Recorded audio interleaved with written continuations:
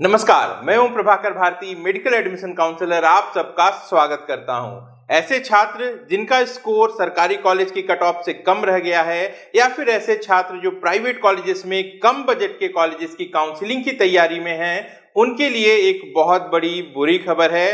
तेलंगाना जो कि एक ओपन स्टेट है, जहां कुल सीट्स का 35% मैनेजमेंट कोटे में कैटेगरी बी के अंतर्गत ओपन फॉर ऑल हुआ करता था, इनमें 1068 सीटों का नुकसान हो गया है।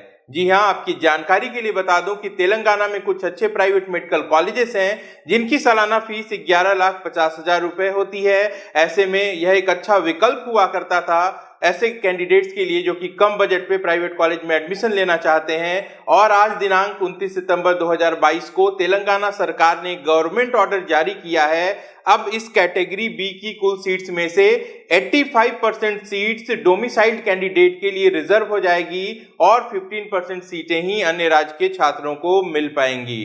कंफ्यूज मत होइएगा, यहाँ पे कुल सीट्स की 15% की बात नहीं हो रही है। टोटल प्राइवेट कॉलेज की जितनी भी सीट है तेलंगाना में, इनमें से 35% सीट्स कैटेगरी बी में आती हैं और इन 35% सीट्स में से सिर्फ 15% seats he open for all यानी कि दूसरे राज्य के कैंडिडेट्स के लिए ओपन होंगी। आंकड़ों से समझ लेते हैं, 24 प्राइवेट मेडिकल कॉलेज में 3750 सीटें हैं तेलंगाना में। अगर 35% हम कैटेगरी बी की बात करें तो 20 नॉन माइनॉरिटी कॉलेजेस में 1120 ओपन सीट्स होती हैं। 4 माइनॉरिटी के कॉलेजेस भी हैं, इनमें 136 ओपन सीट्स हैं, यानी कि दोनों को जोड़ देते हैं तो 1256 ओपन सीट्स हुआ करती थी जिसपे दूसरे राज्य के कैंडिडेट भी भागीदारी कर सकते थे। अब इन 1256 में से 85% यानी कि 1068 सीट सिर्फ और सिर्फ तेलंगाना के स्थानीय छात्रों के लिए ही उपलब्ध होंगी। और 1068 सीट आप घटा दें 1256 में से तो केवल 188 सीट्स ऐसी होंगी जो कि दूसरे राज्य के कैंडिडेट्स के लिए ओपन होंगी।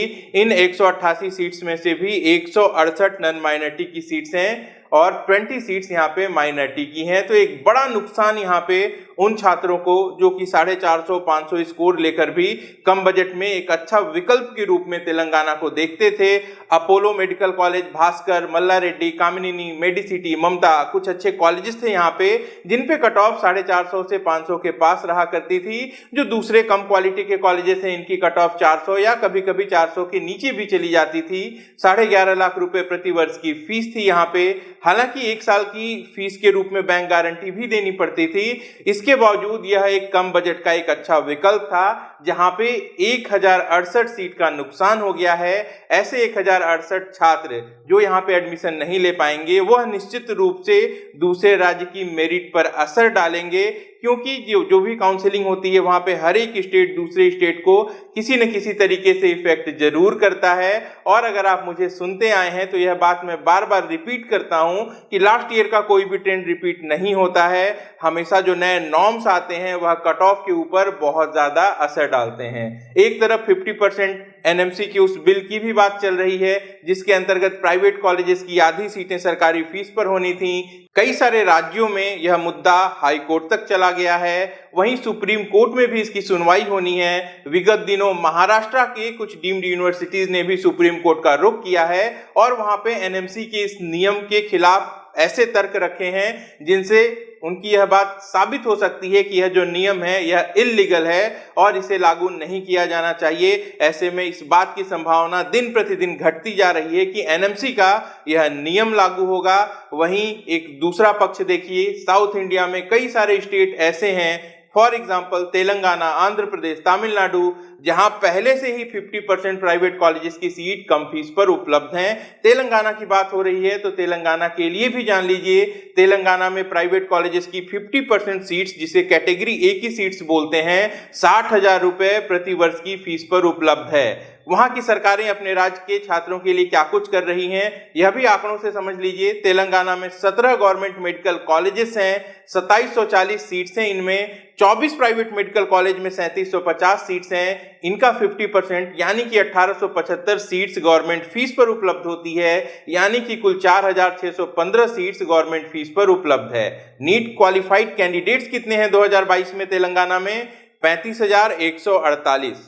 अब इसको आप कंपेयर करके देखिए, राजस्थान से जहां पे नंबर ऑफ क्वालिफाइड कैंडिडेट 2 गुना से भी ज्यादा हैं और सीटें आधी हैं। वहां के जीएमसी में भी 15% एनआरआई कोटा है और 35% सीटें पेड सीट हैं जिन पे 8-9 लाख रुपए की फीस लगती है। ऐसे में देश भर में जो एनएमसी के बिल के कम फीस वाले नियम का सपना दिखाया गया था, यह पूरा होता हुआ नहीं दिखाई दे रहा है। बेहतर होता कि सरकार साउथ इंडिया में जो मेडिकल सिस्टम का मॉडल है उसे लागू करती, जहां कॉलेजेस भी अच्छे हैं, फीस भी अफोर्डेबल है और वहां पे लोकल कैंडिडेट्स के लिए रिजर्वेशन भी है। हर एक राज्य की सरकारें पर्याप्त मात्रा में अपने कॉलेजेस की सीट को बढ़ा दें तो ओपन सीट अगर इस तरीके से घटती भी हैं तो कुल मिला के जो सिस्टम है वह कहीं ना कहीं बैलेंस हो जाएगा। तो कुल मिला के जो सीट्स का नुकसान हुआ है इसका बड़ा फायदा तेलंगाना के डोमिसाइल कैंडिडेट को जरूर पहुंचेगा, लेकिन खासकर नॉर्थ के ऐसे स्टेट जो कि डिपेंडेंट हैं, जहां पे कम बजट के प्राइवेट कॉलेजेस नहीं हैं, राजस्थान, हरियाणा, उत्तर प्रदेश, बिहार, मध्य प्रदेश, इन सारे कैंडिडेट्स को एक बड़ा नुकसान तेलंगाना से मिल चुका है। लाइक कर दीजिए वीडियो को, नए हैं तो सब्सक्राइब कर लीजिए। अपना और अपनों का खूब ख्याल रखिए। मैं जल्द मिलता हूं। नमस्कार, जय हिंद।